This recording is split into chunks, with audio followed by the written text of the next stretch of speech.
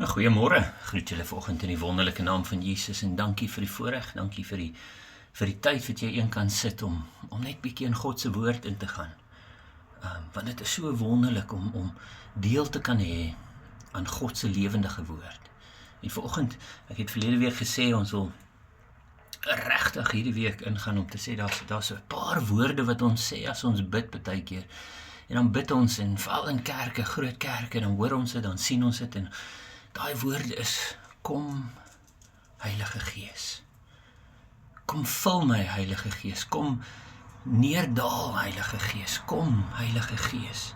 En dis daar waar ons in die Pinkstertyd ingegaan het en ons bid en ons bid en ons bid en ons vra die Heilige Gees om te kom. Maar dit is vir my so snaakse woorde en ek het regtig lank daaroor gevra, daaroor gebid dan en ek praat lank, weet, want aan die einde van die dag dis woorde wat ons spreek, maar dan sê ons ook, God is oral.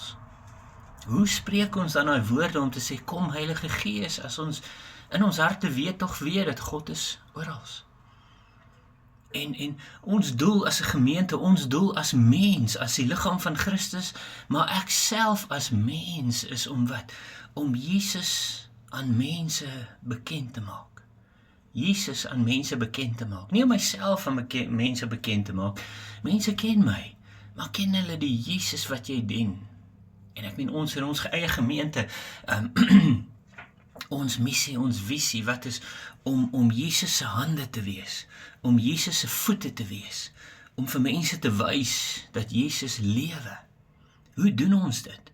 Ek meen, soos enige iets wat ons doen in die wêreld, nee, as ek 'n beter wat ook al, motiveringsspreker wil wees, as ek 'n beter mens by die werk wil wees, as ek 'n beter leier wil wees, dan wat doen ons? Dan gaan ons na daai persoon toe wie ons hoog ag as 'n leier en dan lees ons alles waaroor daai persoon gaan. Ons lees alles. En as ons soos Jesus wil wees, dan moet ons lees alles oor Jesus. En ons het die Nuwe Testament, maar wat is die boeke wat Jesus die meeste aanhaal? Quoteer uit, dan sê dit vir ons, dis die hart waar Jesus is, dis die hart van Jesus, en dan gaan ons daarna toe en ons kyk na die woorde wat Jesus gebruik het, die woorde wat Jesus gespreek het, en ek meen, is nie toevallig nie, maar die nommer 1 boek waaruit Jesus woorde gebruik, aanhaal, is die Psalms, nommer 2, Jesaja, nommer 3 en 4 kort na mekaar is Genesis en Deuteronomium. So wat het ons daar so? Ons het die Pentateeg, ons het die profete, en ons het die psalmskrywers. Alles saam, en dit is die woorde wat Jesus die meeste gebruik, so tog is dit die woorde wat ek en jy moet gaan in daai woorde ingaan, en ons moet studeer, en ons moet mediteer op daai woorde wat Jesus so baie gebruik, daai boeke wat Jesus so baie aanhaal, sodat ons mense Jesus kan wys. Sodat as mense ons woorde hoor hulle Jesus. As mense ons sien in dit wat ons doen, ons daad, dan sien hulle Jesus. So ons gaan vandag net vinnig in Psalms in. Psalms, die nommer 1 boek wat Jesus aanhaal. Jesaja. Psalms.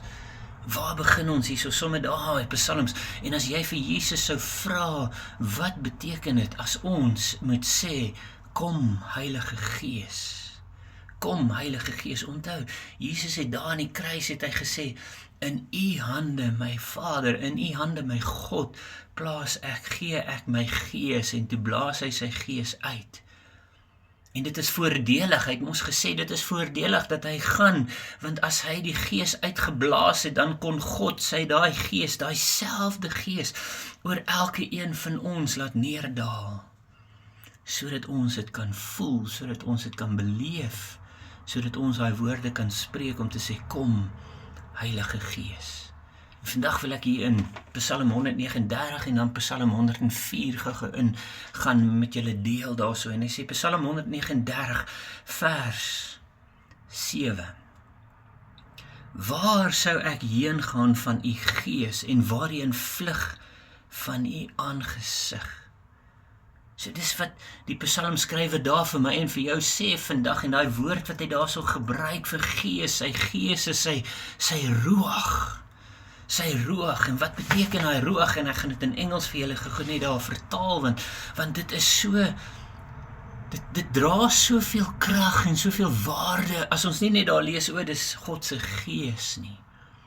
Wat is daai woorde, gees, wat hy daar so gebruik, en sê, klim ek op die hemel, u is daar, en maak ek my doder uit my bed, u is daar, neem ek die vleuels van dageraad, gaan ek na die uiteinde van die see woon, ook daar sou u my vind, en u my lei, en u regterhand my vashou.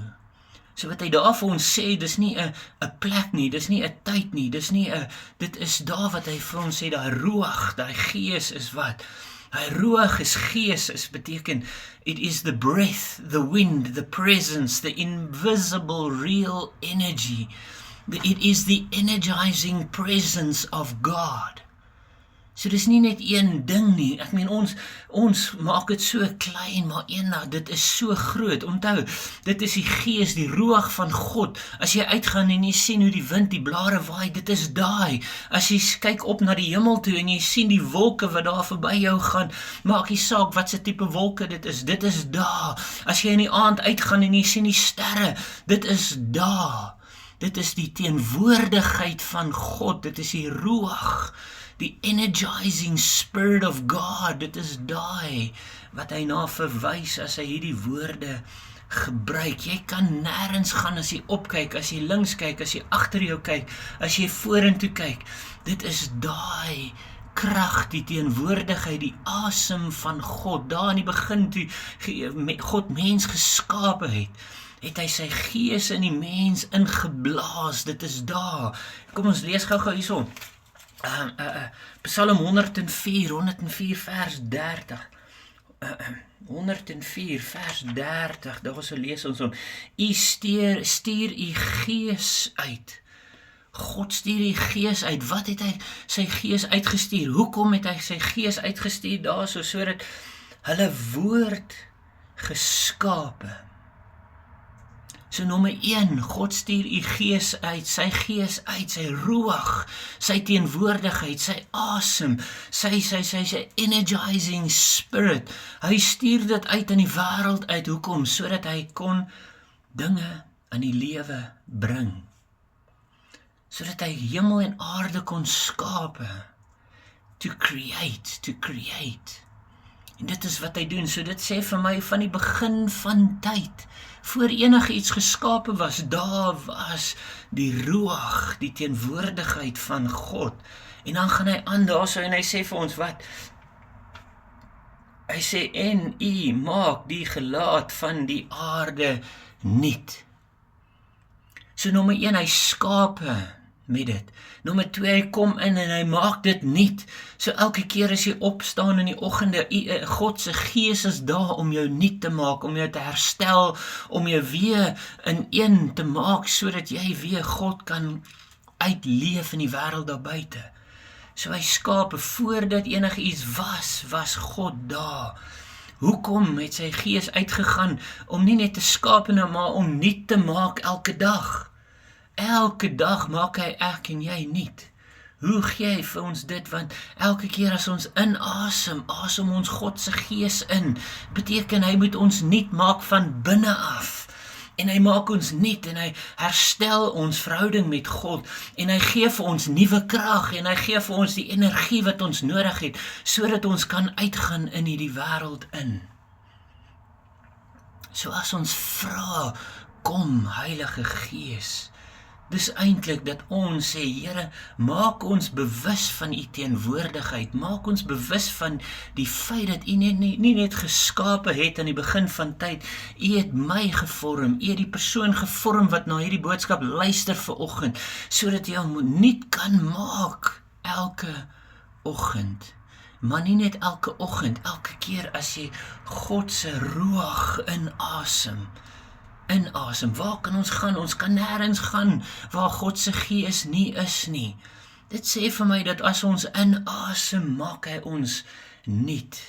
Hy herstel ons, hy herbou ons, hy maak ons weer hy laat ons weer in die teenwoordigheid van God inkom. Hy maak ons bewus van daai feit. En dit is 'n feit.